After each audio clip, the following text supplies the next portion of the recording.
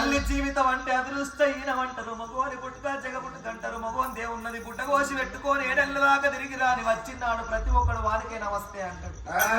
అదే పెద్దదైన పిల్ల ఒక్క రోజు ఇంట కనబడపోతే అవ్వ కనమానవయ్య కనమానవే తోడ పుట్టినోళ్ళ కనమానే వాడ కట్టోళ్ళ కనమానవే బ్రహ్మదేవుడు ఎంత మోసగాడు